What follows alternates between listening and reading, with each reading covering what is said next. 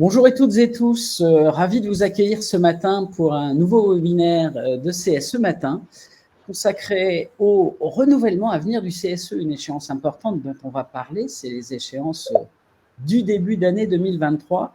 Alors, ravi de vous accueillir d'abord parce que vous êtes plus de 200 inscrits ce matin. Je suis Fabien Clerc, j'ai la chance de diriger la rédaction de CSE Matin et Newsstank RH. Et on va passer une heure ensemble pour partager sur ce moment clé de la vie de vos CSE avec ces renouvellements à venir. Et on va pouvoir partager avec Béatrice Burstein, qui est avocate associée du cabinet LBBA. Alors, vous êtes, chère Béatrice, avocate au barreau de Paris depuis 1988, titulaire d'un... C'est ça? Ça ne nous rajeunit pas, ouais, c'est ça. Vous savez, c'est la voie de la sagesse aussi. Absolument, absolument. C'est comme ça que vous êtes titulaire, tout va bien. DEA de droit syndical et des relations professionnelles de l'Université Paris 10 Nanterre. Et avec nous également Fanny Corriette, qui est experte économique depuis 12 ans au sein du cabinet d'expertise Syndex. Et vous avez une spécialité qui est l'accompagnement de la négociation. Et alors, j'aurai le plaisir d'animer ce webinaire aux côtés d'Agnès Redon, rédactrice adjointe de CSE Matin. Chère Agnès. Bonjour à tous. Alors, sachez qu'à la fin de ce webinaire, vous pourrez poser vos questions. Nous conserverons une dizaine de minutes pour y répondre. Si jamais vous avez des questions pendant le webinaire, nous les traiterons aussi au fil de l'eau. Et sachez également que ce webinaire sera disponible en replay sur CSE Matin, notre média. Voilà, et je précise également qu'on vous mettra à disposition à la fois les liens de ressources que l'on évoquera au cours de webinaire et puis la présentation dans laquelle vous trouverez quelques éléments, des adresses qui vous seront mises en ligne avec le replay. Et bien, sans plus tarder, je propose que nous démarrions d'abord par cette phase un peu de bilan importante. Je crois que c'est Fanny qui démarre avec nous. Oui, donc bonjour à tous. Le renouvellement à venir du CSE, ce qu'on vous propose, c'est d'aborder ça sur le bilan de vos pratiques et les méthodes que vous pourrez utiliser pour renégocier lors de cette deuxième mandature. Donc, en petite introduction, c'est juste de rappeler que les ordonnances Macron ont instauré la fusion des instances représentatives du personnel qui étaient le comité d'entreprise, le CHSCT et les délégués du personnel il y a maintenant 4 ans. Donc, un premier mandat, donc une fusion vers un CSE, le comité social économique. Et donc, 4 ans après, le bilan qui en ressort, il est plutôt mitigé. Alors, ça vient d'une étude baromètre IFOP Syndex qui est sortie sur le premier semestre de cette année et qui montre que 60% des représentants du personnel considèrent que le passage en CSE a détérioré le dialogue social. Alors, il y a différents exemples qui montrent derrière, qui ont été évoqués par ces représentants du personnel. Par exemple, on peut montrer que 42% des représentants du personnel pensent que les ordres du jour sont trop chargés ou les sujets ne sont pas traités à fond. En effet, lors de réunions du CSE, maintenant, vous devez aborder à la fois des sujets qui concernaient les 3 instances, donc des sujets qui concernent la santé, sociale, économique, financière, les conditions de travail, mais aussi les réclamations individuelles qui étaient portées auparavant par les délégués du personnel. Donc, beaucoup de sujets à traiter et puis en plus, parfois sur moins de réunions, puisqu'on a des CSE qui se sont retrouvés avec des réunions une fois tous les 2 mois. Donc, des sujets beaucoup plus lourds sur les réunions, donc des sujets moins traités à fond. On a également d'autres exemples qui montrent que ce dialogue social s'est plutôt détérioré. C'est une moins bonne prise en compte des enjeux de santé au travail. 30% des représentants du personnel considèrent que les directions prennent moins en compte ces enjeux de santé au travail et notamment moins facile d'en discuter lors des réunions. On a également un accroissement, 32% des représentants du personnel considèrent qu'il y a un accroissement de l'investissement tant nécessaire pour les élus. On l'a dit, plus de sujets à traiter lors des réunions, plus de sujets à traiter par ces élus et aussi moins d'élus. Le décret qui était sorti pour définir le nombre d'élus et les heures de délégation a diminué pour beaucoup de CSE le nombre d'élus. Et donc, on se retrouve avec une polycompétence qui est demandée aux élus et puis une charge beaucoup plus importante de travail. Donc, en gros, tout ce petit bilan, c'était pour dire quoi? C'est qu'en conclusion, c'est plutôt un bilan mitigé qui ressort si on regarde la qualité du dialogue social. Et donc, ça signifie qu'aujourd'hui, on se retrouve avec, à la fin d'une première mandature, plutôt des élus épuisés et pour d'autres, des élus qui souhaitent poursuivre et avec une volonté importante de poursuivre vers une renégociation.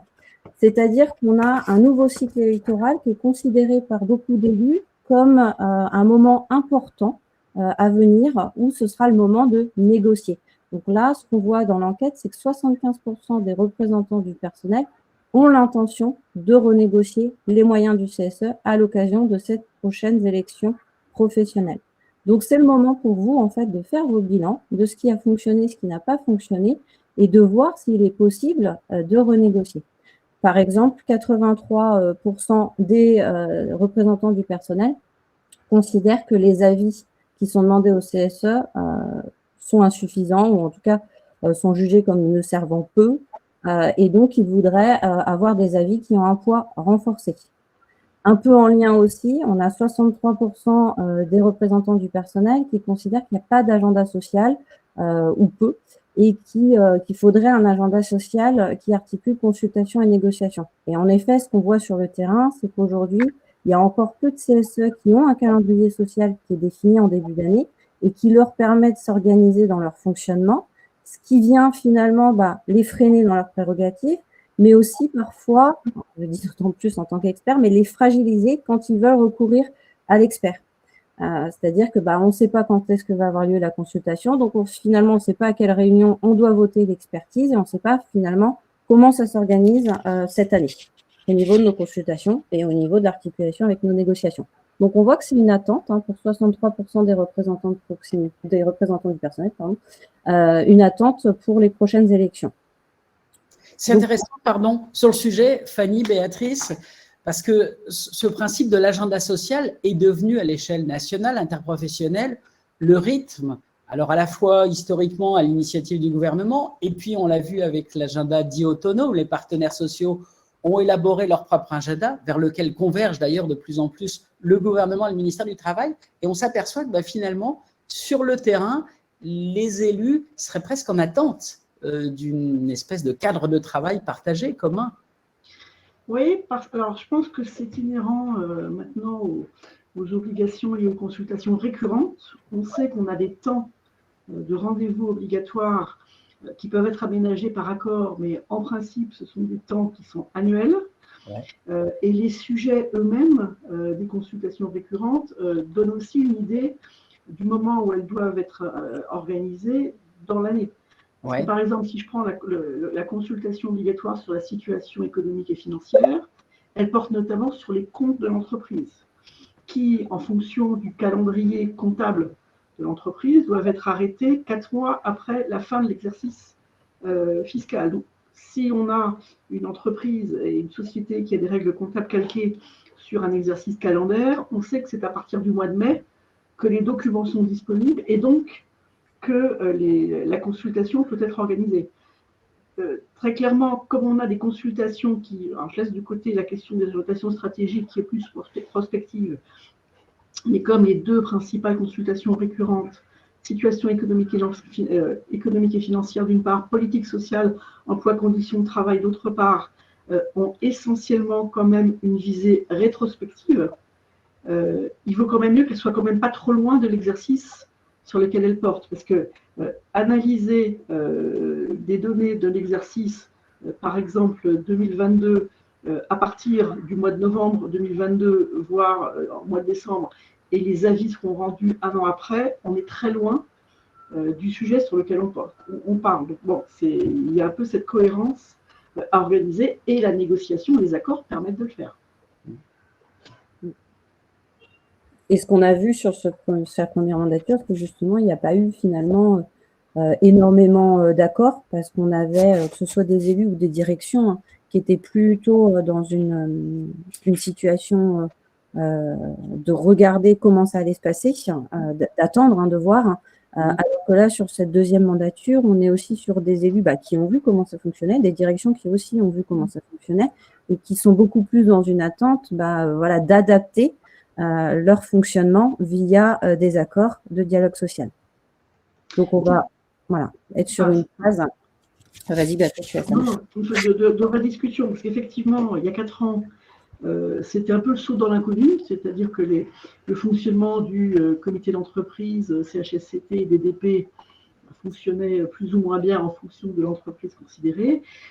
Et là, personne ne savait trop ce qui allait se passer. Donc, alors, première hypothèse, il y a eu des négociations, ça n'a pas été le cas dans toutes les entreprises, mais là où il y en a eu beaucoup d'accords, se sont pas contentés, mais ont en fait essayé d'aménager un peu la continuité de ce qui existait déjà avec les 3 instances en aménagement en ce sens le fonctionnement du nouveau CSE.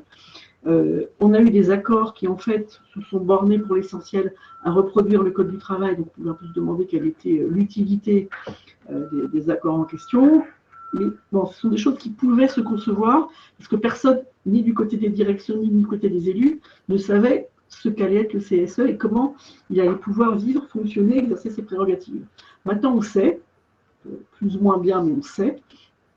Donc, le renouvellement, à notre sens, suppose de faire ce premier bilan.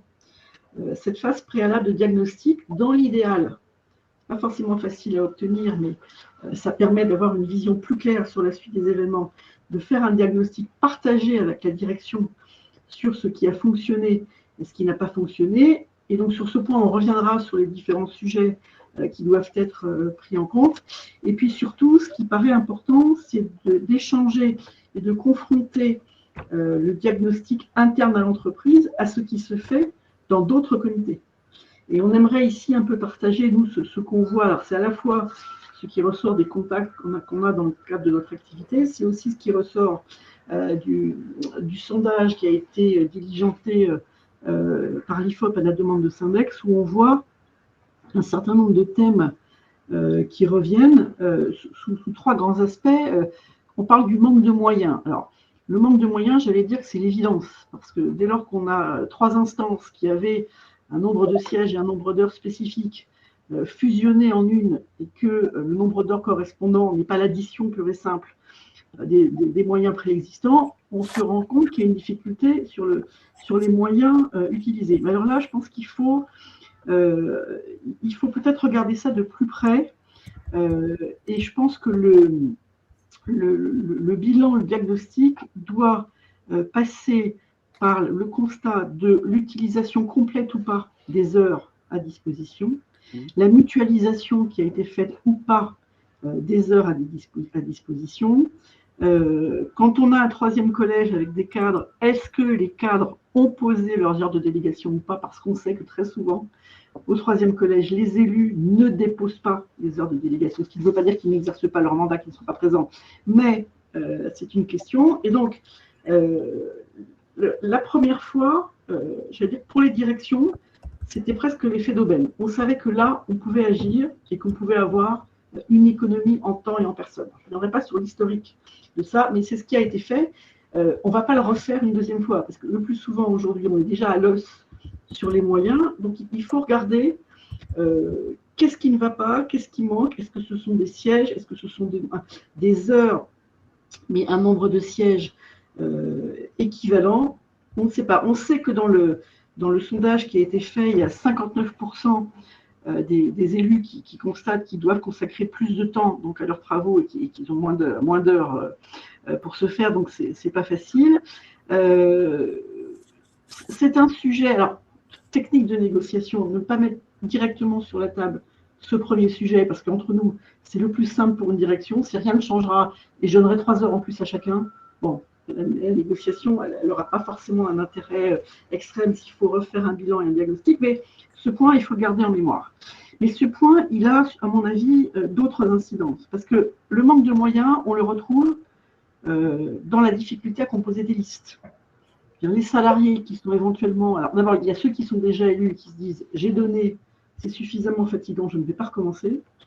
Il y a les salariés qui voient les élus qui leur disent « mais attendez, vous travaillez beaucoup, on n'a absolument pas envie de se présenter. Et puis, quand on leur dit, mais ne t'inquiète pas, tu ne seras pas titulaire tout de suite, on va te mettre sur les listes de suppléants, grosse difficulté, puisqu'on sait que la loi ne prévoit pas de droit la présence des suppléants en réunion et que très peu nombreux sont les accords, en tout cas que j'ai vus, qui impliquent effectivement les suppléants à chaque réunion. On a éventuellement des suppléants en réunion préparatoire quand elle est prévue par un accord.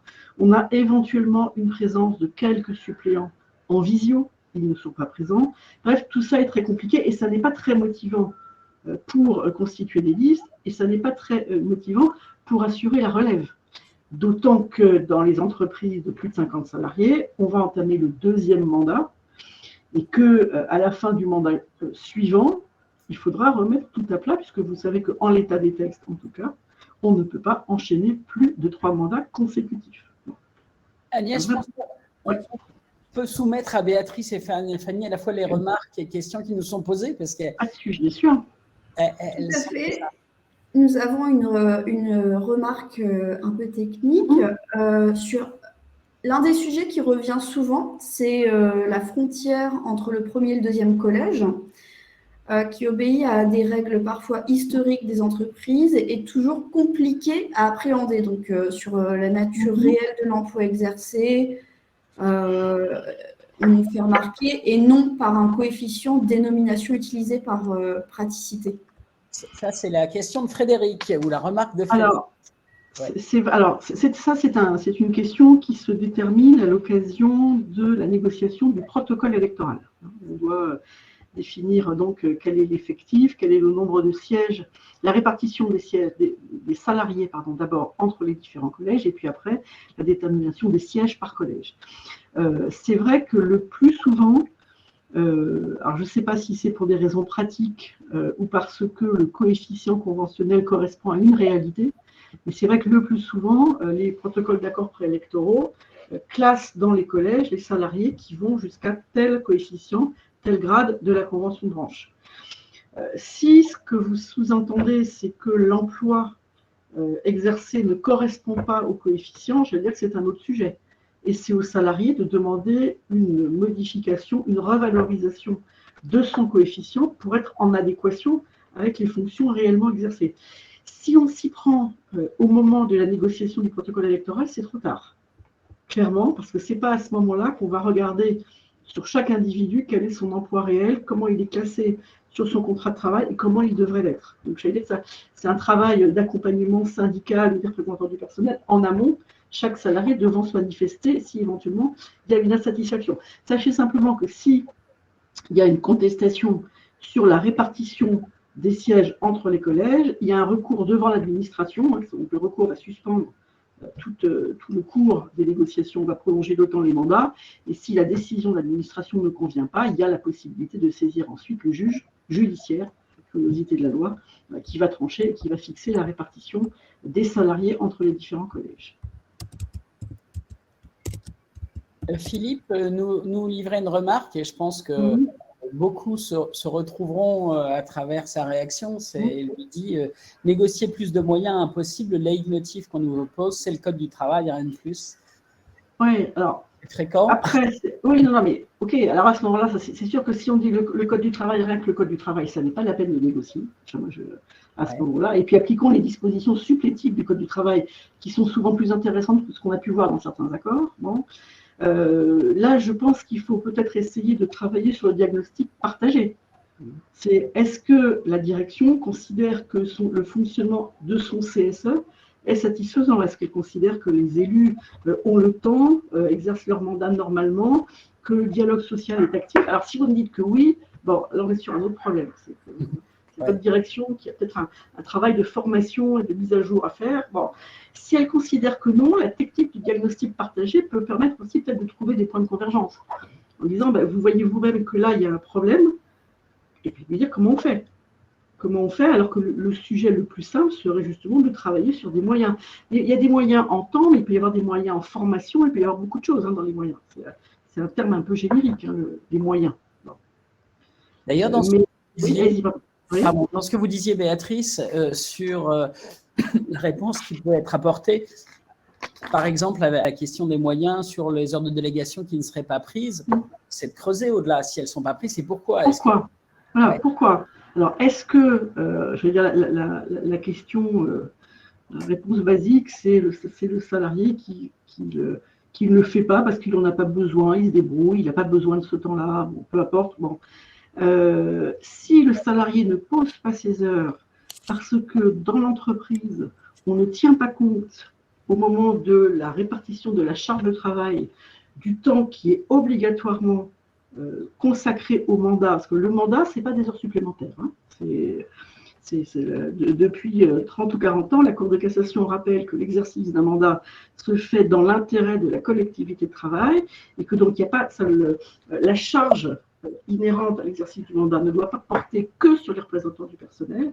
Elle pèse sur toute une organisation, tout un service qui doit intégrer dans son organisation le fait que certains ne sont pas disponibles directement sur la tâche à exercer, parce que l'exercice du mandat, c'est une tâche équivalente, aussi importante que l'exercice pur des fonctions issues du contrat de travail. Ça, c'est un travail aussi des directions, hein, qui doivent intégrer le temps nécessaire. Et il ne s'agit pas que les salariés qui ont une réunion préparatoire et une réunion de comité, ensuite, voient que les dossiers se sont accumulés, parce que de toute façon, c'est comme s'ils étaient absents et qu'on ne l'a pas intégré. Alors, un des petits moyens qui permet de faire ça, c'est que quand on a un calendrier social, à la fois des réunions habituelles et d'organisation des consultations qui est fait, il faut que les directions prennent l'habitude de le diffuser à tous les chefs de service, à tous les managers. Parce que eux, dans les organisations, au départ, ils savent que là, il y a un temps où les gens ne seront pas là. Donc, Pardon, Béatrice. Par rapport au mandat, justement, nous avons deux questions. L'une de Christelle qui nous demande est-ce qu'un accord peut permettre d'abolir le nombre maximum de mandats? Et une question de Stéphane 3 mandats consécutifs pour le CSE et pour le DS. Il peut exercer plusieurs mandats? Alors, première question. Si vous êtes dans une entreprise de plus de 300 salariés, en l'état des textes, ça n'est pas possible, par accord, de réduire, de considérer qu'on peut aller au-delà de 3 mandats consécutifs. Il y a eu un arrêt de la Cour de cassation qui disait que c'est une disposition d'ordre public. Donc ça, on ne peut pas y déroger. En revanche, dans les entreprises de moins de 300 salariés, le principe, c'est qu'il n'y a pas non plus de 3 mandats successifs, mais que, par accord, on peut décider d'y déroger. Alors, par hypothèse, on ne va pas y déroger maintenant, on va y déroger non plus au prochain cycle électoral, parce qu'on sera dans les 3 mandats successifs, c'est au 4e cycle qu'il faudra ne pas oublier de prévoir par accord qu'on déroge expressément aux 3 mandats consécutifs. Mais en l'état des textes, ça n'est possible que si l'entreprise aujourd'hui a moins de 300 salariés. Bon. Le texte dit bien que ce sont 3 mandats consécutifs au CSE. Donc, pour la question du délégué syndical, il ne doit pas forcément être élu, mais il doit avoir été candidat et avoir recueilli sur son nom au moins 10% des voix. Donc, il faut que le délégué soit sur une position non éligible, mais en étant certain de recueillir quand même un certain nombre de voix. Effectivement, l'obligation, ou plutôt l'interdiction d'avoir 3 mandats consécutifs ne porte que sur le mandat électif. Donc, il n'y a pas de limite. Il n'y a pas de limite. Alors après, ce qui est en train de se tramer, c'est que au 4e mandat, certains élus qui veulent conserver un mandat se mettront en queue de liste, donc qui ne seront pas élus, hein, parce que c'est 3 mandats consécutifs, ce n'est pas 3 candidatures consécutives. Donc, à mon avis, on peut parfaitement être candidat du moment qu'on n'est pas élu. Donc, et pour avoir un mandat de délégué syndical, et puis ensuite repartir, éventuellement pour 3 mandats consécutifs, ou certains qui vont dire je fais 2 mandats consécutifs, je serai délégué syndical le 3e mandat, et je continuerai après, éventuellement pour 3 mandats, parce qu'encore une fois, on échappera à la limite des 3 mandats consécutifs. Alors, ça n'exclut pas d'être stratège, mais il faut bien intégrer les règles. Exactement.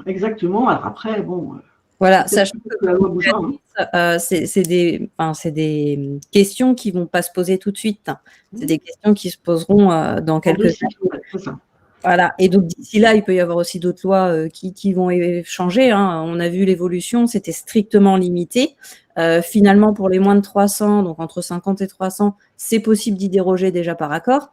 Donc, voilà, dans une prochaine mandature, est-ce qu'il n'y aura pas une évolution sur ce point-là? On sait que c'est quelque chose qui, dès la sortie, a inquiété les élus des instances. Pour autant, ça peut encore évoluer. Et puis, c'est quelque chose qui doit être travaillé, mais dans quelques années. Ce n'est pas forcément dans les attentes de tout de suite, quoi.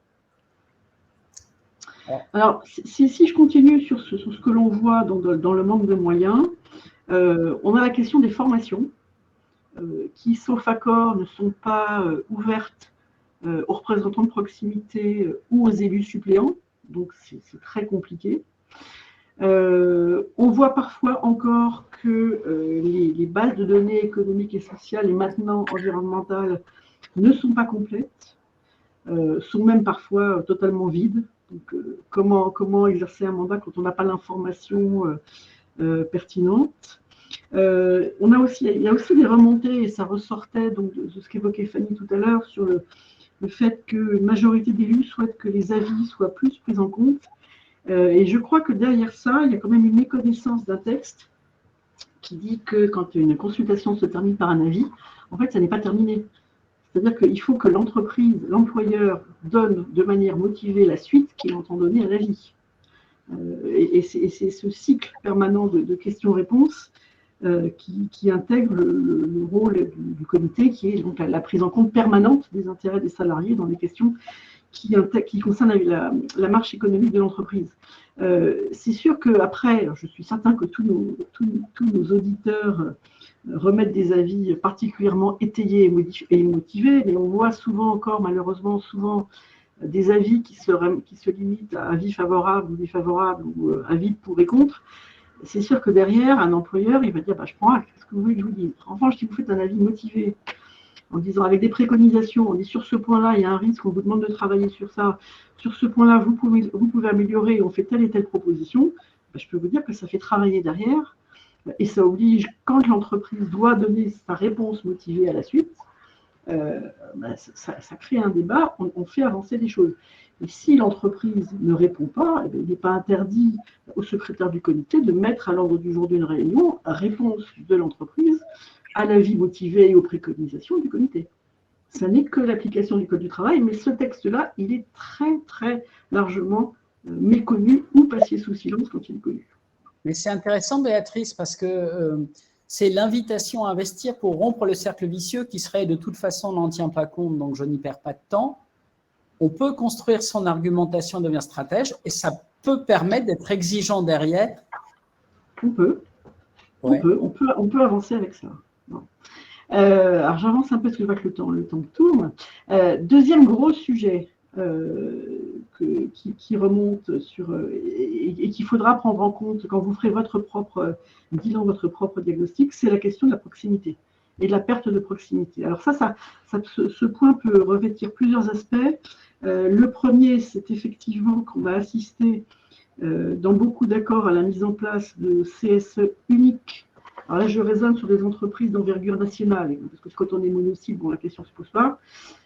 Et donc, la question, c'est est-ce que c'est un périmètre pertinent? Et là, la difficulté, c'est qu'effectivement, on a tendance à dire il faut qu'on ait des CSE d'établissement, on sera plus près du terrain, et puis on aura plus d'élus et d'heures, ça sera plus facile. Ce qu'il faut mettre en face, c'est que pour le CSE d'établissement, c'est un CSE. Donc, il faut qu'il puisse exercer pleinement ses prérogatives. Il faut qu'on ait donc un interlocuteur de la direction qui soit investi des pouvoirs qui lui permettent d'engager l'entreprise au périmètre de l'établissement. Si vous avez un CSE d'établissement qui, certes, va gérer les activités sociales et culturelles, très bien, mais qui, sur l'aspect économique, va avoir un interlocuteur qui va dire je ne sais pas, je vais me renseigner et je vous répondrai la prochaine fois.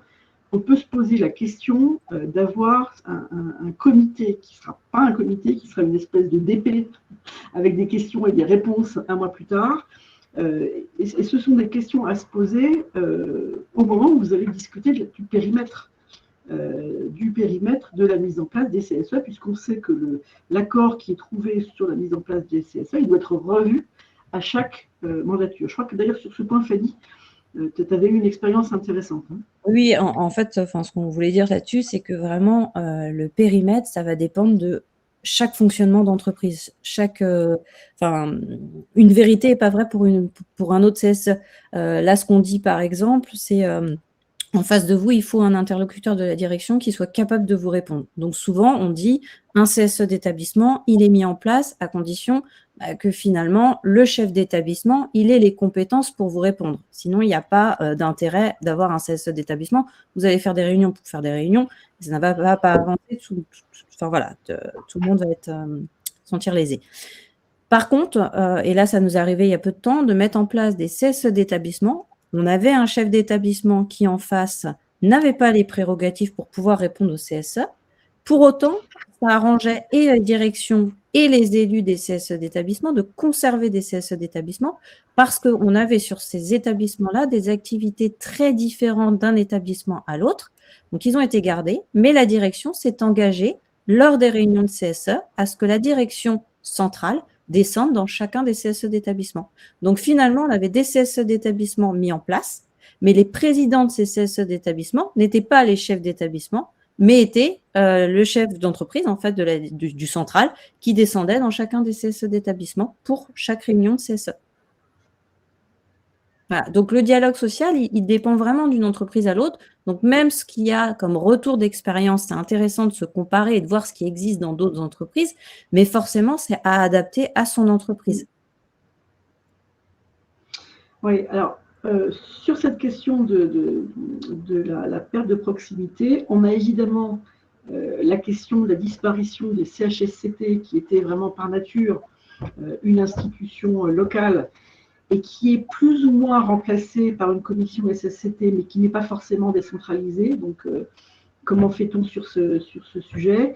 Et puis, on a les fameux représentants de proximité qui ont la particularité de n'être créés que par accord. Donc, si votre accord sur le périmètre du comité ne le prévoit pas, vous n'aurez pas de représentants de proximité et il ne suffit pas de les prévoir. Il faut aussi tout inventer parce que comme le Code du travail ne dit rien, hormis qu'ils ont un statut de représentant du personnel, il faut tout leur donner. Donc, qu'est-ce qu'ils font? Quel est leur rôle? Quels sont les moyens qui leur sont donnés en formation, en temps? Comment ils s'articulent entre eux? Comment on articule les représentants de proximité avec les commissions SSCT? Comment on articule les représentants de proximité avec le CSE? Tout ça, il faut le mettre à plat, si ça n'a pas déjà été fait au moment du premier cycle électoral, et essayer de construire quelque chose qui soit utile et efficace. C'est vrai que et ce sujet de la proximité, c'est aussi important, ça je pense que Fanny en reparlera un peu, sur le lien avec les salariés. C'est-à-dire que comment est-ce que les salariés maintenant s'y retrouvent avec les représentants du personnel? Vous avez l'habitude éventuellement d'aller frapper au 3e étage, vous savez qu'il y avait quelqu'un, et finalement maintenant la personne elle n'est pas là, elle est dans un autre site, elle n'est pas là tous les jours, etc. C'est peut-être plus compliqué, le tout étant rendu en plus moins simple par la généralisation, en tout cas dans les activités qui permettent du télétravail. Et là, ça pose une autre question pour les représentants du personnel, c'est comment on fait pour toucher, pour communiquer avec des salariés qui en fait ne sont quasiment plus sur le lieu de travail physique dans l'entreprise. Et ça ouvre d'autres choses, ça sera peut-être un autre webinaire sur la question de la communication et des moyens. Et puis, dernier ben non, c'était ça, hein, c'est bon. Dernier point, et puis j'en aurais terminé, mais c'est un peu ce qu'on avait dit au début sur la question des moyens. C'est le problème donc des compétences renforcées et élargies avec un temps de délégation réduit. Et d'autres questions, parce qu'il faut aussi tenir compte d'éventuellement l'appétence des élus. Il y a des gens qui adorent l'économie, il y a des gens qui adorent les conditions de travail et la santé, et d'autres pour qui c'est vraiment un peu réverbatif. Comment on fait pour répartir les compétences? Donc, quel est le rôle éventuellement des commissions? Comment on peut impliquer les suppléants dans la participation à des commissions? Bon, et puis, on a un manque de temps objectif, et souvent, quand il n'y a pas de représentant de proximité, et ça Fanny l'a un peu évoqué, des réunions extrêmement chargées avec des ordres du jour qui sont alors je vais employer un terme qui n'est pas très très joli, mais parce que ça, je ne veux pas dire que ce sont des thèmes qui sont moins importants, mais très souvent, vous avez 80% d'une réunion de CSE qui traite des réclamations individuelles et collectives qui étaient jusque-là traitées par les délégués du personnel. Y compris quand on a des représentants de proximité, parce qu'il n'a pas été imaginé qu'éventuellement, ces thèmes étaient traités avec la direction en amont, avec les représentants de proximité, soit dans une commission, soit parce qu'il y a des réunions, enfin, à inventer, et qu'éventuellement, ceux qui passent après en réunion plénière de CSE, ce sont uniquement les points, soit que l'on retrouve partout, et qui donc montrent qu'il y a une difficulté réelle sur un sujet dans l'entreprise, soit des questions pour lesquelles il n'y a pas eu de réponse. Et là, on le traite de manière plénière. Donc tout ça, c'est à remettre à plat et à essayer d'encadrer dans les nouveaux accords à mettre en place pour le futur CSE. Nous avons aussi une remarque de Alain qui parle de ces difficultés-là sur la question des suppléants. Avec la non-participation des suppléants aux réunions, une partie des membres se sentent complètement inutiles. Du coup, certains membres du CSE se demandent pourquoi renouveler le mandat. Mais c'est un constat, ça c'est un constat qui est général. Alors, je veux dire que le législateur, je crois qu'il n'a pas compris comment fonctionnait un remplacement en plus au comité. Parce que dire que le suppléant remplace le titulaire, ça suppose que l'on sache à l'avance que le titulaire va être absent. Donc, c'est très bien quand on a des congés qui sont planifiés, quand on a des formations qui sont planifiées. Quand vous avez un titulaire qui est malade dans la nuit et qui ne peut pas venir, évidemment, on n'a pas prévu à l'avance son remplacement. Donc, comment on fait? C'est des choses extrêmement concrètes. Et ça, je pense que le législateur n'y a pas pensé parce qu'il ne sait pas comment ça marche. C'est bête et méchant. Et c'est vrai que quand on est dans une entreprise où les suppléants viennent peut-être 2 fois par an parce qu'il y a un titulaire qui une fois est en vacances et une fois est en formation, il n'a pas forcément envie de se présenter, de continuer, parce que dans beaucoup de cas, le suppléant considère, comme disait monsieur, qu'il ne sert à rien. Et sur cette question des suppléants et de leur présence en réunion, je pense que l'état des lieux que chaque CSE fera est très important, parce que là, on a vu des choses mais complètement différentes d'un CSE à l'autre, avec tous, je pense que tous avaient la volonté au départ d'essayer de faire quelque chose comme avant, c'est-à-dire de se dire on va se battre pour essayer d'avoir la présence des suppléants en réunion, parce que tous avaient en tête que justement les suppléants n'étant pas impliqués aux réunions, ça allait être le bazar pour réexpliquer à chacun ce qui s'était passé en réunion, pour les impliquer, etc., etc. Et là-dessus, on a vu des pratiques complètement différentes. Et je ne sais pas si c'est le cercle vicieux de dire, vu qu'ils ne sont pas venus, ils sont moins impliqués. Et donc, le fait qu'ils s'impliquent moins, finalement, on a des élus qui sont moins motivés. Et au bout du compte, on a des élus qui démissionnent. Parce que ce n'est pas forcément ceux-là, finalement, qu'on a vu démissionner. Hein. C'est peut-être plus des titulaires. Mais on voit complètement des choses différentes dans les CSE, avec finalement des CSE qui voulaient se battre pour la présence des suppléants en réunion et qui finalement, dans la pratique, se rendent compte que, en fait, ils sont jamais complets. Donc, de toute façon, ces suppléants-là sont venus en réunion parce qu'en fait, les titulaires sont pas là. Ou alors, on a des démissions en cours de route et donc finalement des suppléants qui sont devenus titulaires. Et puis, à l'inverse, on a aussi des choses qui se sont passées pendant la mandature où finalement les directions étaient complètement fermées à la présence des suppléants. Et puis, on a des suppléants qui tournaient. En fait, des titulaires qui tournaient aux réunions et qui, comme ça, qui impliquaient les suppléants et qui désorganisaient les réunions de CSE. Et donc, finalement, des directions qui se sont mis aussi en cours de route à accepter la présence des suppléants en réunion. Donc voilà, on a différentes choses qui ont montré que finalement, il y a des fois où ça vaut le coup que les suppléants soient présents. D'autres fois, finalement, il n'y avait pas besoin au vu de la structure actuelle du CSE. Et donc, voilà, ces CSE-là, ayant des bilans différents, vont se battre différemment dans la négociation de leur accord de dialogue social sur la deuxième mandature. Mais ça reste un sujet, en tout cas, pour de nombreux CSE, en effet. Gérald faisait une remarque d'ailleurs, Fanny, sur ce sujet. Gérald témoigne que chez eux, ils s'organisent pour que certains titulaires donnent leur place. Et cette fois-ci, c'est organisé, c'est pas tournant un petit peu dans la chance, à des suppléants pour éviter la frustration. Et dit-il, ça fonctionne très bien. Mais là, c'est piloté par les élus. Tout à fait. La seconde étape, c'est est-ce que ça fonctionne bien ou est-ce qu'on continue comme ça?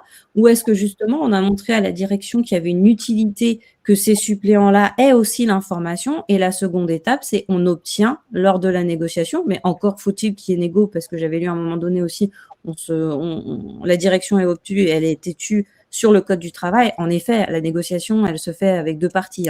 Si vous avez une direction face à vous qui ne veut pas négocier, vous ne pourrez pas ouvrir la négociation d'un accord de dialogue social. Mais si vous avez une direction qui est ouverte, et heureusement on en a, dans ces cas-là, la seconde étape peut-être pour cette personne, ça va être de dire, voyez, ça a fonctionné et nos suppléants y sont investis. Nous, on aimerait les conserver et à la limite de simuler le coût. Voilà ce que ça coûte à l'entreprise si tous les suppléants étaient présents. Mais regardez comment ça fonctionne et regardez l'intérêt. Et ça pose ensuite la question de leur présence aux formations. Si on rentre dans la logique où on veut avoir des élus au niveau, on ne perd pas de temps, on s'organise et on a des gens, eh ben, c'est un vivier aussi, les suppléants, si on les engage. Bien sûr, oui, bien sûr. Ça permet de dire, il faut leur permettre d'accéder à des formations. Oui, c'est ça. Et on ne peut pas, d'un côté, se plaindre de la désaffection de l'exercice d'un mandat de représentant du personnel, et de l'autre côté, laisser les suppléants seuls dans leur coin, sans moyens, sans heures, sans formation. C'est totalement contradictoire. Donc, c'est compliqué. Et puis, alors, ça n'est pas une obligation légale. Il y a quand même des accords qui instaurent la possibilité d'organiser systématiquement une réunion préparatoire. Et là, on peut prévoir la présence des suppléants, mais ça suppose, ça je l'ai vu, et ça m'a toujours un peu intrigué, mais où des élus titulaires disaient il faut comme ils veulent, mais moi je ne mutualise pas mes heures. Bon, il faut que tout le monde y mette aussi du sien. Parce que c'est vrai qu'il y a ce système de mutualisation des heures qui permet donc à des suppléants de s'investir sur une partie du mandat, même dans des préparatoires, sans y perdre, mais il faut que tout le monde soit d'accord. Et ça n'est pas toujours le cas. Je vois qu'il y a des questions, les élus titulaires peuvent donner des heures de délégation aux suppléants, oui, mais tous les titulaires ne le font pas. Voilà, oui, il y a des sujets de... Il y a vraiment des sujets de... Voilà. Et c'est vraiment... Et là, c'est chaque entreprise, il n'y a pas de règle générale. C'est un peu là, on pique des choses qu'on voit, mais là, c'est un peu pour donner des idées sur ce qui peut se faire et sur ce à quoi il faut veiller, ce que va rappeler Fanny, mais vraiment, il faut s'attacher à ce qui se passe chez vous. Alors Fanny, justement.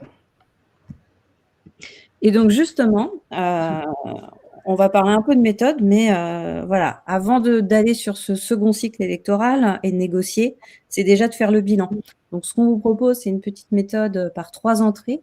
C'est faire le bilan, ce qu'on appelle pratique du dialogue social, c'est-à-dire finalement en interne au CSE, c'est comment ça a fonctionné, nous, élus, à l'intérieur de notre CSE, qu'est-ce qui fonctionne, qu'est-ce qui ne fonctionne pas, quels sont les sujets sur lesquels on est un peu en tension, en difficulté, et finalement on doit travailler, on doit négocier, on doit améliorer. C'est cette présence par exemple des suppléants, on n'a pas réussi à l'obtenir, on a vu que ça démotive nos suppléants, comment on va pouvoir fonctionner sur cette seconde mandature.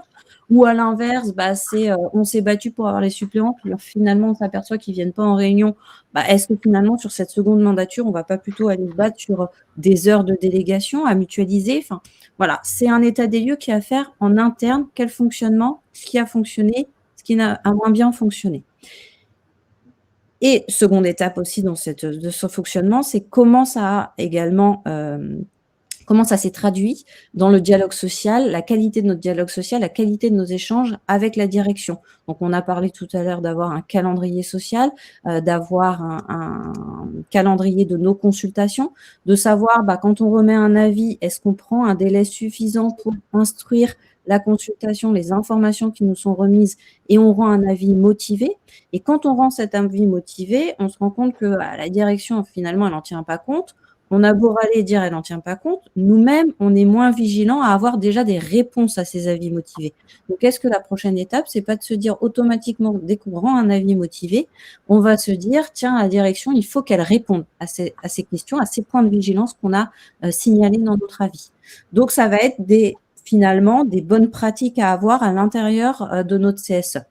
Donc ça, c'est la partie finalement interne CSE. Et puis, si on regarde la perception des acteurs et des salariés, c'est-à-dire en externe, vis-à-vis de l'extérieur, vis-à-vis des autres acteurs, c'est-à-dire des salariés, comment on est perçu? quel lien on a pu créer avec ces salariés-là, quelle perception ils ont du CSE, comment on a communiqué avec eux, c'est-à-dire est-ce qu'on a diffusé nos comptes rendus de réunions de CSE, est-ce qu'on a communiqué en amont de certaines questions qui se posaient au niveau du CSE, quel lien, alors Béatrice en a déjà parlé, mais quelle proximité on a obtenu via des représentants de proximité, par exemple, quel lien est fait entre les représentants de proximité et nos CSE pour pouvoir mettre des questions importantes lors de nos réunions. Tout cet état des lieux-là, en fait, il est à faire. Et en plus, cette communication avec les CSE, elle se fait sur une première mandature qui est quand même un peu particulière avec la crise sanitaire qu'on a connue. Et comme Béatrice l'a dit, on a mis en place dans beaucoup d'entreprises le télétravail. Et donc, on a revu aussi nos modes de communication avec les salariés. Donc, finalement, quel bilan on en fait? Est-ce qu'il y a des choses à retenir de cette période de télétravail qu'on a mis en place et qui finalement, on s'aperçoit, fonctionne bien et est à perdurer? Ou au contraire, comment on peut l'améliorer. Donc, c'est cet état des lieux un peu interne de notre CSE et externe de notre CSE qui nous reste à faire et qui nous reste à faire assez rapidement, puisqu'on l'a dit, il y a des choses qui se mettent réellement en amont de nos élections et qui sont à se poser aussi par rapport aux accords. Et là, je vais peut-être te laisser la main, Béatrice, mais qu'est-ce qui existe aujourd'hui dans notre fonctionnement et qui a été prévu via des accords ou alors finalement via du fonctionnement régulier pendant ces 4 ans de mandature? C'est ça, c'est qu'alors, sur la question des accords, d'abord, il faut savoir ce qu'il y en a. Il y a quand même aussi beaucoup d'entreprises où on n'a aucun accord sur le fonctionnement. Donc, est-ce qu'il est judicieux d'en faire un? Là aussi, même s'il n'y a pas d'accord, il y a des pratiques qui ont été mises en place. Donc, est-ce que ces pratiques sont satisfaisantes? Est-ce qu'il est pertinent de continuer comme ça ou de traduire ces pratiques dans un accord collectif? C'est une question à se poser. Si un accord existe, est-ce qu'il est à durée déterminée pour la durée de la mandature? Et là, nécessairement, il va falloir se remettre autour de la table. Ou est-ce que c'est un accord à durée indéterminée? Et donc, dans ce cas, est-ce qu'il est judicieux de le réviser? Mais là aussi, il faut se remettre à un moment donné autour de la table. Et tout ça, alors, l'autre type d'accord, c'est évidemment le protocole préélectoral, mais ça, c'est déjà plus connu, avec une autre particularité qui prend du temps en amont, c'est la construction des listes, compte tenu de tout ce qu'on a évoqué sur la difficulté assez prégnante sur ce cycle d'avoir des candidats et de faire des listes complètes. Et tout ça doit être articulé au vu de la date des élections. Et moi, il me semble que pour être de manière assez confortable, l'anticipation, vous devriez, à mon avis, commencer à réfléchir au bilan et est-ce que vous aimeriez voir changer dans un accord au moins 6 mois avant le renouvellement. Justement, par rapport au délai de la renégociation des moyens concernant le protocole d'accord préélectoral, Gilles nous demande s'il faut renégocier les moyens avant ou après, parce qu'il remarque que certaines directions préfèrent renégocier après. Et lui pense que c'est plutôt avant. Et qu'est-ce qu'il faut avancer comme argument à la direction pour renégocier avant? Alors, l'argument classique des directions pour négocier après, c'est de dire aujourd'hui, c'est vous les syndicats représentatifs, demain, je ne sais pas, donc je ne veux pas négocier un accord qui s'appliquera à des élus qui ne seront peut-être pas ceux que j'ai aussi aujourd'hui autour de la table. Bon, ça, on l'a entendu. Bon. Simplement, ce qu'il faut savoir, c'est que alors, si un accord existe déjà, grande va être la tentation, si on n'a pas les mêmes élus après l'élection, en fait, de ne rien négocier. Parce que ce sont peut-être des gens qui n'ont jamais expérimenté la mise en œuvre des accords qui préexistent. Et donc, après tout, on vient d'être élu, on n'a jamais siégé, il y a un accord qui existe, pourquoi est-ce qu'on va le renégocier? Ça, je pense que c'est une idée qui est souvent dans la tête un petit coin de la tête de certaines directions. L'idée, c'est qu'une fois que le comité est en place, il faut qu'il puisse fonctionner vite et bien. Et donc, le temps de la renégociation, on est encore dans l'incertitude. On ne peut pas se consacrer pleinement au travail classique, pleine prérogative du comité. Donc, c'est faciliter le travail du CSE de renégocier en amont, avant les élections, le mode de fonctionnement de l'instance qui résultera du scrutin.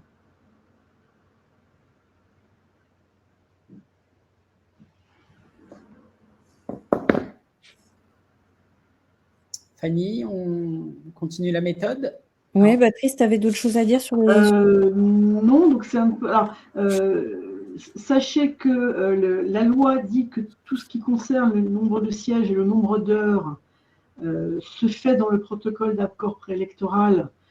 On l'a vu dans d'autres accords plus classiques, hein, pas forcément dans l'accord préélectoral. On a vu aussi un certain nombre d'éléments quand l'accord ne peut pas être conclu, quelle qu'en soit la raison. On a vu aussi des éléments figurer dans le règlement intérieur, ce qui là pose des questions parce que juridiquement, un règlement intérieur, ça a la valeur d'un usage, ça n'a pas la valeur d'un accord collectif. Donc, alors, par principe, on ne peut pas y mettre des éléments supérieurs à ce que prévoit la loi ou la convention collective. On ne peut pas donc mettre à la charge de l'employeur des obligations supplémentaires dans un règlement intérieur, sauf si la direction l'accepte, évidemment.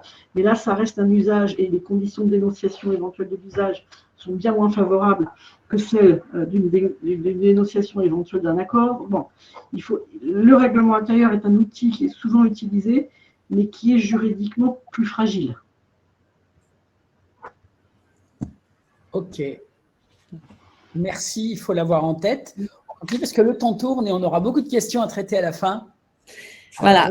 Enfin, voilà, on a dit un peu de méthodo. La méthodologie, donc c'est faire votre bilan, et on l'a dit, comparer au retour d'expérience d'autres CSE, c'est également utile. Donc c'est à la fois échanger au sein de vos organisations syndicales avec des élus d'autres CSE, mais c'est aussi solliciter des différents appuis. Hein. Donc là, en tant qu'expert, et puis Béatrice, en tant qu'avocate, forcément, on va se mettre en avant en disant, voilà, on est là pour vous appuyer, à la fois parce qu'on a accès au terrain, on a des revues d'accords, on a l'habitude aussi parfois de travailler avec vous. Hein, vous recourez habituellement à un avocat, à un expert. Donc, on est là pour vous appuyer dans cette phase de diagnostic, de bilan, mais également dans cette phase d'appui à la négociation. Et puis, on a parlé différentes enquêtes, notamment le baromètre Syndex-IFOP, qui sera là également en appui pour vous montrer les retours d'expérience d'autres CSE. Baromètre, je vous ai donné l'URL, hein, vous l'avez au début des questions. Voilà. Sachant que ce qu'on dit bien, c'est que c'est une négociation qui est adaptée au cas par cas, puisqu'on l'a revu, hein, chaque CSE aura un bilan tout à fait différent, et avec même un bilan qui pourrait ressembler, aura des revendications pour la suite complètement aussi différentes. Donc, on est bien dans des situations qui sont à adapter et sur mesure à chaque CSE. Par contre, ce qu'on peut vous proposer, c'est quand même quelques points d'attention qu'on vous conseille à chaque fois dans cette seconde mandature de négocier ou en tout cas de vous interroger. C'est vos niveaux de présentation dans l'entreprise. On a parlé des établissements, on a parlé des représentants des proximités. Pour pouvoir fonctionner, il faut que les niveaux soient le plus adaptés possible à votre situation. Sinon, on voit bien que ça va bloquer à un moment donné et ça va vous gêner dans vos prérogatives. On a les moyens. Puisqu'on le voit, vos moyens du CSE pour beaucoup de CSE sont partis sur le minimum légal dans cette première mandature. Or, on le sent, ce n'est pas adapté pour tous les CSE. Parce que les heures de délégation, alors parfois, ne sont pas prises et il y a des motifs. Et donc, il y a des choses à mettre en place pour pouvoir prendre ces heures de délégation avant d'aller en négocier d'autres, déjà les utiliser. Il y a également ces heures de délégation qui peuvent être mutualisées. Donc, est-ce que cette mutualisation, elle fonctionne et comment on la met en place? Et puis, on l'a vu pas mal là, ce matin, c'est le rôle des suppléants qui peuvent avoir un rôle important, mais encore faut-il leur en donner les moyens. Et puis, les consultations, veillez à ce que vos consultations puissent avoir du sens. Donc, c'est mettre la consultation au bon moment. Ça ne sert à rien d'être consulté en début d'année, en fin d'année, comme l'a dit Béatrice, alors que ça porte sur l'exercice déjà d'il y a 1 an. Votre avis, dans ces cas-là, les réponses que vous demanderez à la direction, les points de vigilance sur votre avis, voilà, c'est passé. On sera déjà en train de penser à l'année d'après. Donc, les consultations et le calendrier social sont importants pour que vous ayez du sens dans la remise de vos avis et que vous puissiez aussi contribuer par ces éléments d'information aux organisations syndicales dans leurs négociations. Donc, il faut absolument que ces consultations se fassent, ce calendrier, en adéquation à la fois les consultations et les négociations. préserver le sens et l'action SSCT. C'est très important. Vous n'avez plus de CHSCT. Pour certains, vous avez peut-être la chance d'avoir des commissions SSCT. Pour d'autres, non. C'est-à-dire comment on conserve des élus qui vont être peut-être plus orientés santé, sécurité, conditions de travail, comment on assure leur formation et comment on assure les moyens dans nos réunions de CSE d'avoir du temps pour parler de ces sujets. Et puis, alors là, on en a moins parlé, et puis je vois l'heure qui approche, on va moins en parler aujourd'hui, mais c'est des nouvelles lois qui sont aussi intégrées dans votre négociation que vous n'aviez pas sur cette première mandature et que vous allez devoir intégrer sur cette seconde mandature. C'est la loi climat avec des prérogatives qui sont renforcées sur l'environnement. Toute la partie environnement, vous allez la retrouver dans chacune de vos consultations et vous allez la retrouver aussi dans ce qu'on appelle la BDES, la base de données économiques et sociales, où vous aurez aussi des documents liés à l'environnement, aux prérogatives de votre entreprise sur ce sujet. Et puis, vous avez la loi santé, pareil, qui a réaffirmé et qui a redonné la consultation sur le document unique d'évaluation des risques, le document unique, le DU, la plupart du temps, vous en parlez, où là, vous êtes consulté à chaque mise à jour de ce DURP. Donc, voilà. Donc, c'est des éléments qu'on vous conseille déjà d'être vigilant dans cette seconde phase si vous avez la possibilité de négocier. Mais même si vous ne négociez pas, dans tous les cas, vous avez la négociation du PAP à mettre en place. Et donc, c'est quand même s'asseoir à cette occasion-là autour de la table avec vos directions pour pouvoir négocier donc, vos moyens et certains aspects du fonctionnement de vos CSE. Oui, et comme chaque CSE a son propre bilan, vous préconisez donc de faire ce travail bien en amont. Et le recours aux experts dans ce cas-là, aux avocats, s'avère très utile.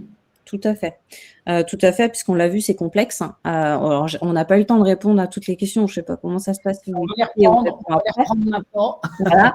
Mais vous voyez bien qu'il y a plein de sujets complexes. Et donc, pour ça, forcément, il faut que vous soyez appuyé dans ces phases-là, différentes phases.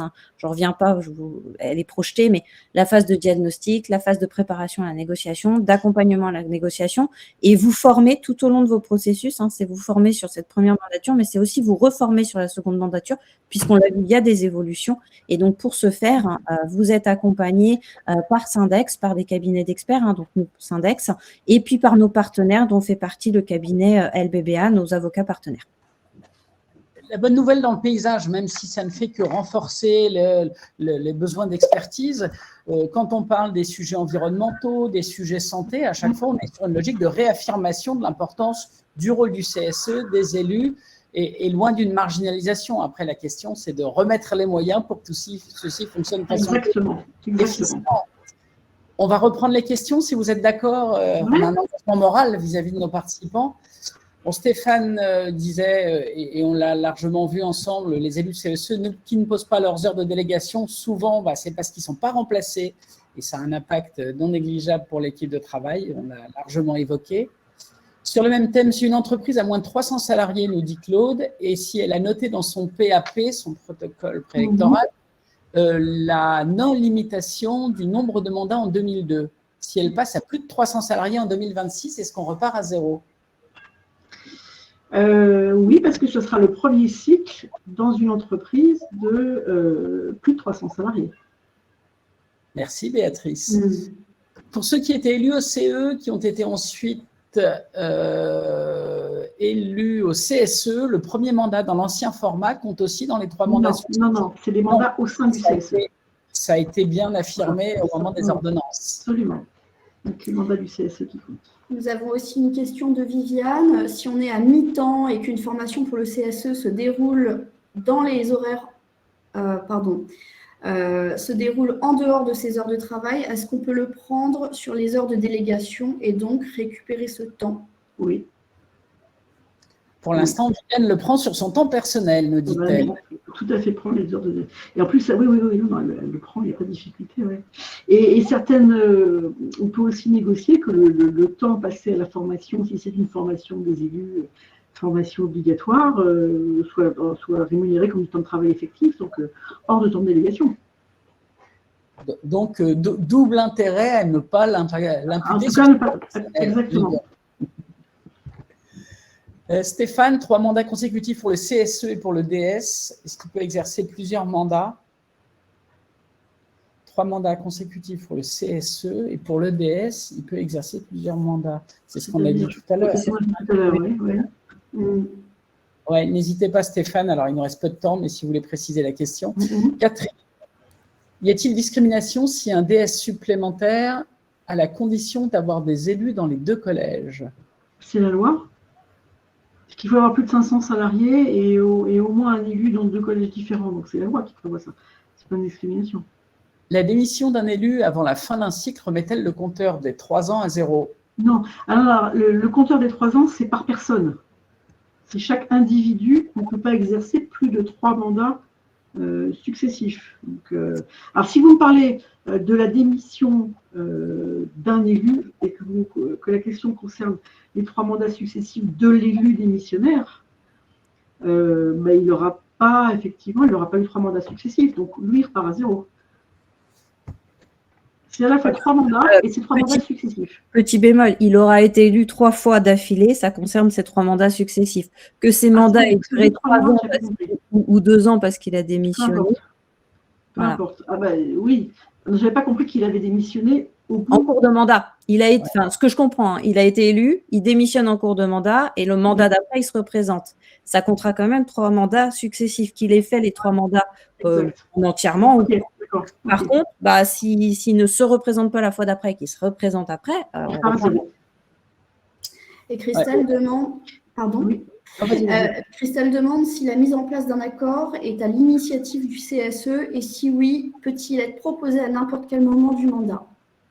Alors, la négociation collective et les accords, par principe, c'est une prérogative des organisations syndicales représentatives. Donc, normalement, ce sont les délégués syndicaux qui proposent. On sait que très souvent, ce sont les mêmes qui ont la casquette de délégué syndical et qui siègent au comité, donc ils prennent le relais.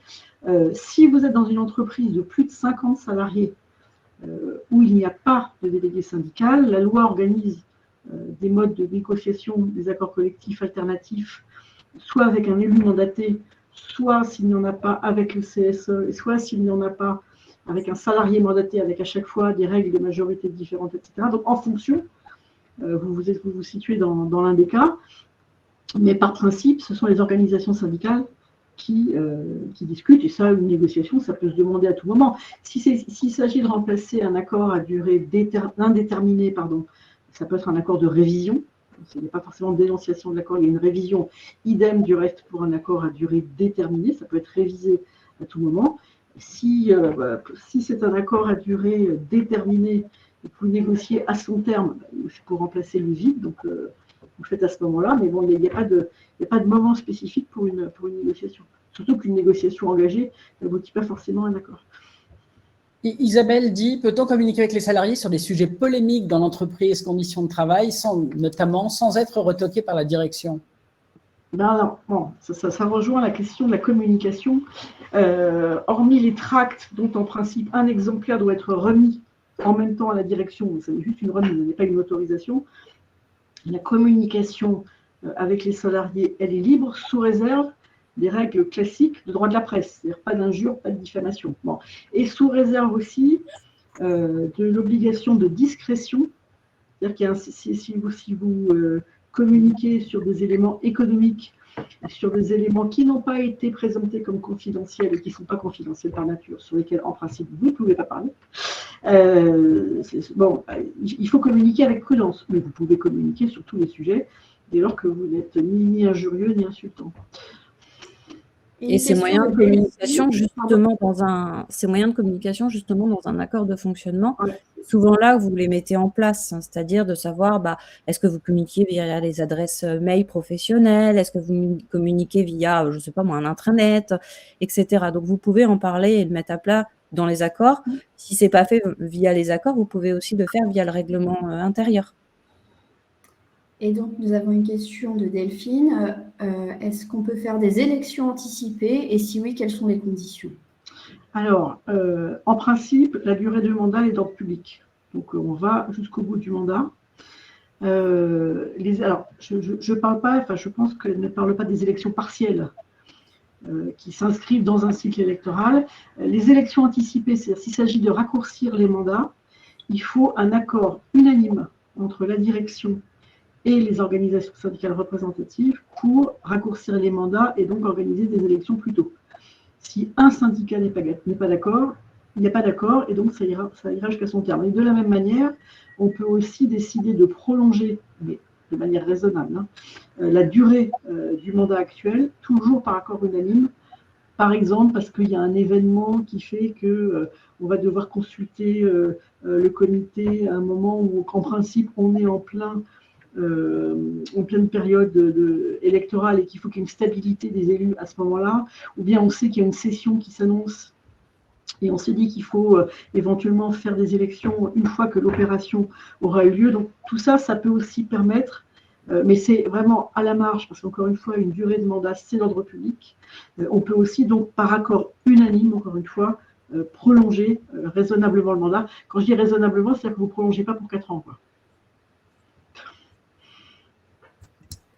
Dans les questions supplémentaires, en cas de changement d'établissement, en cas de structure multiple, les 3 ans s'appliquent-ils sur le périmètre du CSE, enfin s'appliquent sur le périmètre du CSE, mais que se passe-t-il pour le CSE central où les 3 ans? C'est pareil, c'est trois mandats, pas plus de 3 mandats successifs au sein du comité central. De toute façon, c'est très lié, puisque si vous êtes au sein du comité central, c'est que vous avez un mandat de CSE d'établissement.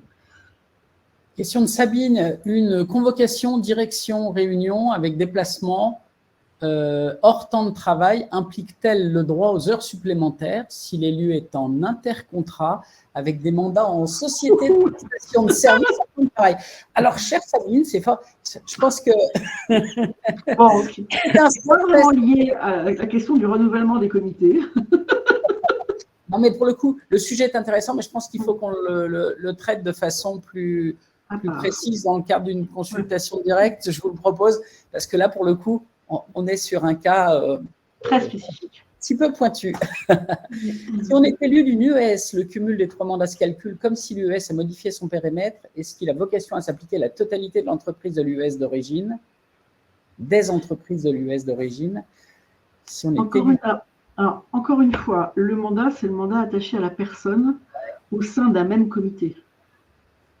Donc, si le comité reste CSE d'un établissement de l'UES et que l'UES éventuellement a été élargi, ça ne change rien. Vos 3 mandats dans votre CSE qui n'a pas bougé au sein de l'UES, pour moi, les 3 mandats comptent et vous ne pouvez pas vous présenter à un 4e. Hypothèse, on est dans une entreprise de plus de 300. Bon. Si maintenant, vous êtes dans une entreprise X qui, après discussion, intègre une UES et qui a, première hypothèse, le même CSE de la même entreprise, mais au sein de l'UES, pour moi, ça ne change rien. On a le même périmètre, et peu importe qu'au-dessus, la société soit l'établissement d'une UES, on a toujours le même CSE, et donc les 3 mandats s'appliquent. Si en revanche, il y avait un mandat au CSE dans une entreprise qui rentre dans une UES dans laquelle il y a un CSE unique, les mandats que vous avez exercés dans votre comité initial d'établissement qui n'existe plus ne comptent pas. Ce sera vos mandats éventuels futurs au sein du CSE de l'UES, CSE unique qui seront pris en compte. Merci. En fait, c'est 3 mandats par personne à périmètre constant. Ça a le mérite, si on raisonne en hiérarchisant les règles et avec l'éclairage de Béatrice, tout paraît simple. Une petite question de Bachir, mais alors j'ai une petite difficulté à la saisir, peut-être sera-t-elle plus compréhensible pour vous. Bonjour, est-ce que le suppléant non élu de la même OS est un salarié protégé? Tous les suppléants. Ah oui, non élu. Non élu, non. Alors en fait, oui, il est protégé au titre des candidats, au titre du candidat, donc 6 mois après l'élection. Après, non. Au bout des 6 mois, s'il n'est pas élu, en fait, il n'est pas suppléant. Il a été présenté. Été lié à l'élection, à la candidature. Exactement. À moins qu'il fasse référence aux règles de suppléance, parce que vous savez que quand la liste des suppléants remplaçant les titulaires est épuisée, on peut passer sur le premier de la liste non élu qui devient effectivement suppléant. Et à ce titre, il reprend en quelque sorte une protection parce qu'il devient suppléant. Ok. Eh bien, écoutez, j'espère qu'on n'a pas oublié. Agnès, je te laisse valider que je n'ai pas oublié, j'espère, de questions importantes. Non, je crois que… Le temps passe très vite. Alors, je pense qu'on peut vous remercier d'abord tous d'avoir participé et d'être restés aussi longtemps et aussi proactifs avec vos questions. Un immense merci à Fanny et Béatrice de nous avoir accompagnés. Alors, en donnant des clés, des éclairages, du partage, un peu de méthode et de savoir-faire, d'avoir répondu aussi comme ça au fil de l'eau aux questions qui sont importantes pour nos intervenants. Un grand merci, Myriam. Et là, vous allez voir pleuvoir les merci de nos participants. C'est bien, ça fait toujours plaisir. Merci à tous. Pour cette première édition, on est ravis de son succès. Je vous rappelle que l'ensemble sera disponible en replay sur CSE Matin et vous aurez accès également aux slides de la présentation. Un très grand merci à vous. Bon courage. Merci. Bonne journée à tous. Merci. À bientôt. Au revoir. Au revoir.